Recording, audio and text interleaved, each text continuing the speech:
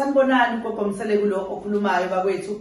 Niyamazi gogo phela manje sefika kukhona akhulumayo kusuke ezokhuluma ngento ebalekile ngoba phela akakwazi ukuthi amana akhulume nje noma yini.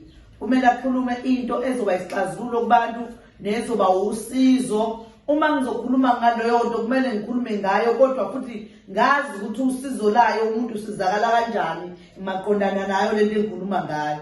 Namhlanje bazalwane izinto engizokhuluma ngazo noma engizokhuluma ngayo ngikhuluma mayelana nabantu besifazana abanezinkanuko esingekho right mayelana nabantu besilisa ngoba kenzeka ukuthi uthola umuntu wesifazana uneyinkanuko nje nomuntu wesilisa wala nje into eyisilisa edlula kuyena bana benenkanuko naye engathi ungenzeka something kuyena lo muntu ngiyambona usuke neyinkanuko ezingekho right efuna ukuthi zingenzeki noma zifuna ukuthi avale lozo nkanuko ngoba yini azidingekeli ukuthi zibe khona kumuntu wesifazana.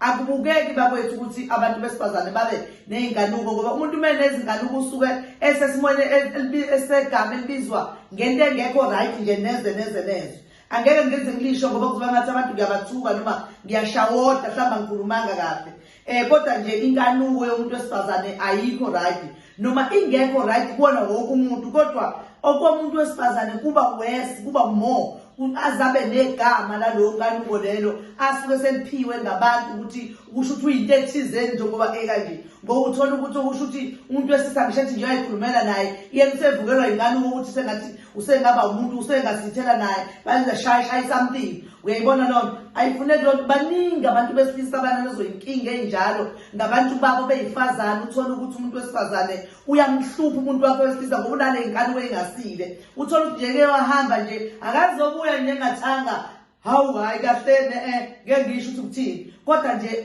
engasanga wakhulunyiswa ekhulunyiswa nje umuntu wesilisa vele sekuzoba njalo.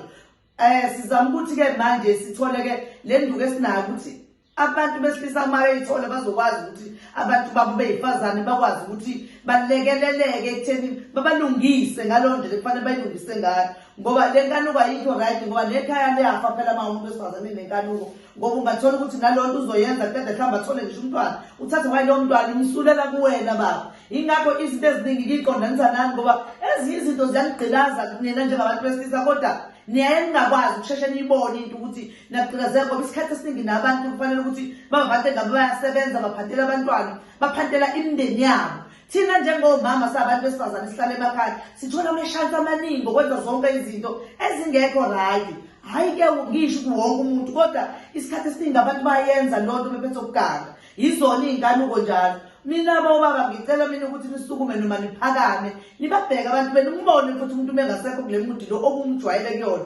Bheka ubuke ukuthi ngabe mhlambe kwenziwa yini. Shintsha nawe phela uqala ukuthi ubumgoma umama phela wenzela ukuthi manje angahlale evukele lenkanuko le ngoba lenkanuko lokusho ukuthi ukudla kwakho kuyadliwa eceleni noma kuyadliwa ngabanye abantu. Sivala ukuthi kungadliwa ngabanye abantu abangakudli ukudla kwakho. Wena zama ukuthi ukudla kwakho kugcineke kahle ukuze wazi ukuthi uma ukushila uzokufica kunje ngoba ozophinde ubuyele kubona wena. Kodwa uma kuwukuthi kunalezo nkanuko hayi ngempela ngiyakutshela kwazi ukwenzeka lokho akwenzeki nje sitaba. Lokho ke singakunqanda ngokuthi wena baba thola ke lezi nduku zenkanuko ziqeda le nkanuko lomuntu wakho wesifazane izophela nya inkanuko. Lo muntu lo ukhona uzokwazi ukuthi usebenzise mhlambe kusala nje imizuzwana ukuthi nilale uzowuphuza lo muthi omunye uyagatshwa lo muntu uhamba kuyikhombo u2 angeke ukwazi ukusebenzisa ukuthi usebenzise u2 ngoba uzowuphuza lo munye manolala lo munye uzogaba nje ubhekelezela inkaba yakho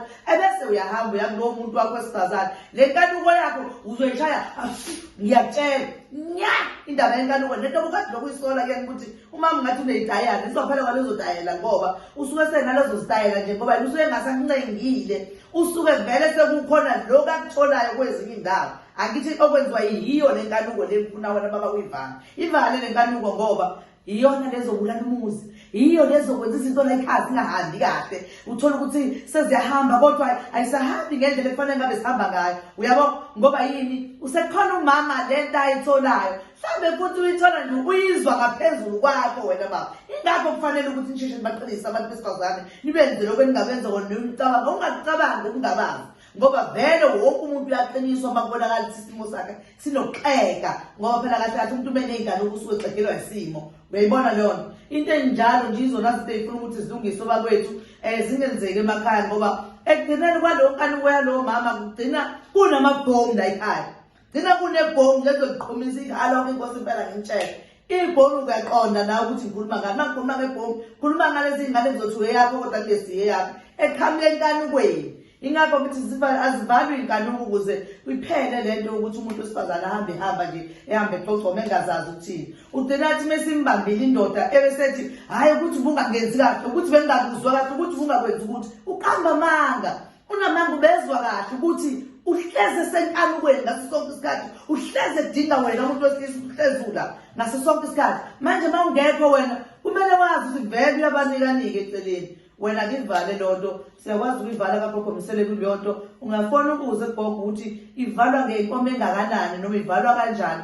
Ngizokutshela wena nje uma usungifonela ungiqondile ukuthi cha siyivala kanje inkomo yakho gogo Mseleki ingaka ukuze sivale lezi zinto eziningi ezenzakalayo emhlabeni kubantu bonke. Okunye ke bengifisa ukuthi nginitshele kona abantu bakwethu ngomhla ka2 ngizobe ngiseGoli, ngomhla ka3 ngizobe ngiseGoli bakwethu. Umuntu angathi ngumsombuluko noma ngesonto ntambama amafoni ambuza ukuthi ngikuphi.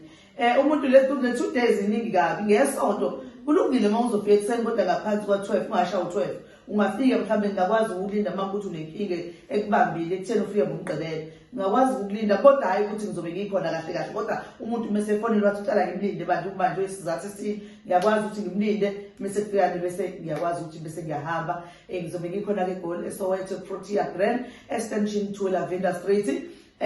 Indlu uzongibuza ngizokutshela bonke masufuna ngizothi ngodlulisela ngempela usumbuza ke sengizokutshela ukuthi ubani namba banindlu.